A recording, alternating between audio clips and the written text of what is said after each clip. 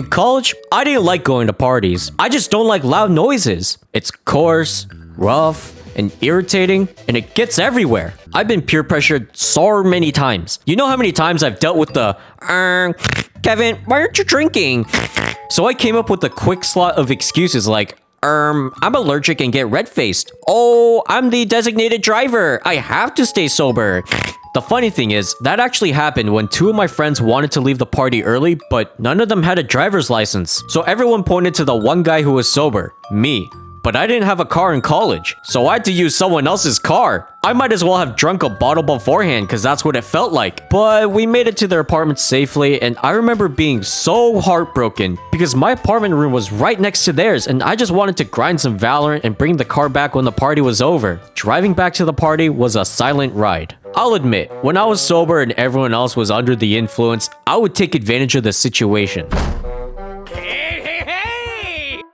If there was a card game or Smash on the Switch, I'd lock in and have an edge in poker or just have more focus when me and my homegirl Palutain clean house. And then people would say, hey, Kevin's winning cause he's sober. Yeah, whose fault is that? When I play Marvel Rivals and I turn my monitor off, do I start blaming the enemy team for having their monitor on? We are not the same. I went to around 5 to 10 parties, and on a scale of 1 to 10, I would say college parties are a meh. I never got into drinking because it tastes like cleaning solution. And if you're the smart guy who says, oh, how do you know what cleaning solution tastes like? I remember getting roasted for not drinking too. Back in high school in my 3rd year, I took badminton as my PE class, and there were 4th years in that class too. As we were walking back to the locker room, I was talking with my friend and said, something, that's why I'll never drink in my life. And then this 4th year guy overheard and turned around and said, just wait until college and you'll break that rule. Guess what, dude?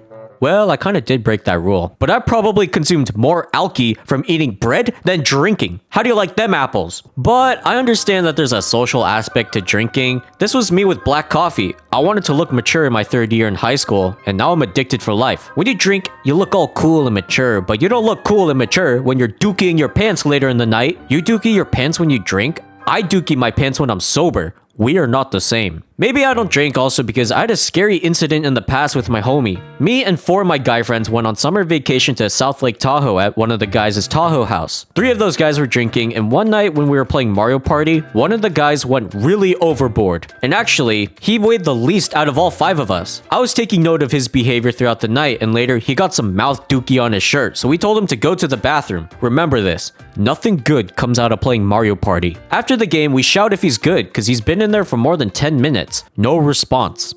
One of us goes to the door and it's locked, and he's still not answering us. So at this point, we all panic and are all collectively shouting through the bathroom door. Thankfully, we hear groaning and mumbling, so at least that's something. But do we have to start breaking down the door? We start shouting instructions to him like, can you first open the door? But I guess he had fallen and couldn't get up. After 5 minutes, he opened the door and we see him completely Goomba stomped. It became a funny memory between us, as fortunately he's still kicking to this day, but I'm trying to think where the dopamine was for him. What was the trade-off for getting so sick? And also, all the money spent towards drinks could have been better spent buying in-game skins. I'll say it. I've never had a girlfriend. Like Itachi Uchiha once famously said, an object in motion stays in motion. Meaning that since I never had a girlfriend before, I will continue not having a girlfriend. But isn't that how everyone was at some point? So what do you have to say now? Okay, well, you know that quote, you become like the people you hang out with? Well, all I hung out with were guys who'd rather play Rainbow Six Siege than go to homecoming. So yeah, maybe I'm just a Goomba for the rest of my life. What also made me hesitant to find a maiden was I've seen some very close relationships break apart. You know, in high school, like 8 out of 10 relationships you see don't last 2 years. But there was this one couple in my high school who I was investing so many stonks into them. They were the Disney couple who could never break apart. They stuck together even during college. I'd see their Instagram posts during college and I was like, dang. Hats off to you for sticking together. And I believe it was sometime after college, I wanted to see if they were still together, so I stalked to see if they were still following each other. Nope. She also took down the pictures of them together. See, now if that happened to me, I would be Thanos snapped from existence because I'll never recover from that. It was like 7 to 8 years of a relationship, and now you unfollow each other and now you're back to, so what's your favorite color? Yeah, I'ma just keep going for the high score. You can tell a lot about a person by what they hug when they sleep. So let's say you don't sleep with anything. Then that tells me you sleep like a character model in Blender and that you don't have enough trauma in your life to need something to snuggle up with at night. If you sleep with a small stuffed animal, then you need something to keep you company and do watchguard duty. The only exception with the stuffed animal theory is if it's a Furby, then you're actually insane. If you sleep with a pillow, I know what kind of person you are.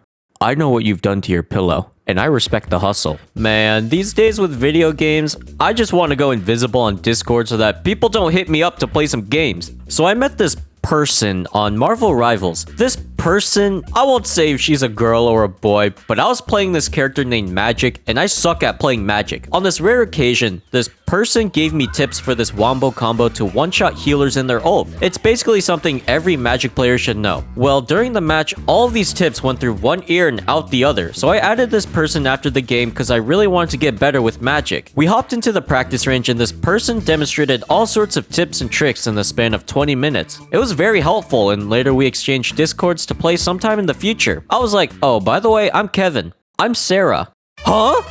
This was a girl this entire time? I guess looking at her username, you can't really tell. It wasn't something like super girly pop. So I guess this was always an option, but okay, thanks Sarah. A couple days later, I was playing Bucky, my main, and my team is chilling in the spawn room waiting for the match to start. During this downtime, this person playing Luna Snow was walking themselves backwards into my Bucky. Do you understand what I'm getting at? I understood that this person liked seeing Bucky's character model, so they were just showcasing their affection towards the character. But hey, I'm part of the character too. I guess it didn't help that I was reciprocating the gooner behavior, but hey, if you watch my brain rot video, you would know that I've been going around kissing my teammates before the match starts. There's literally nothing else to do. Later, this person added me after the game.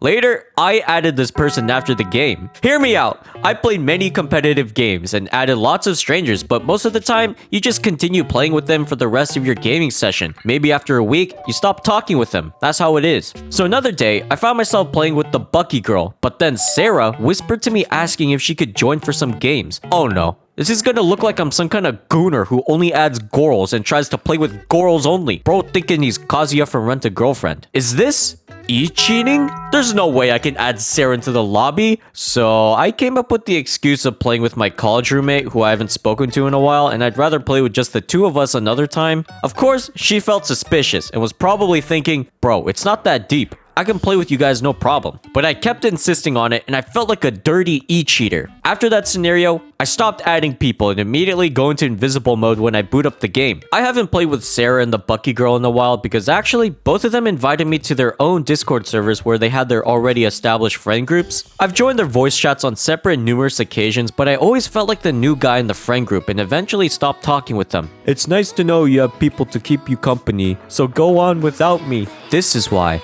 I'm Barnacle Scum.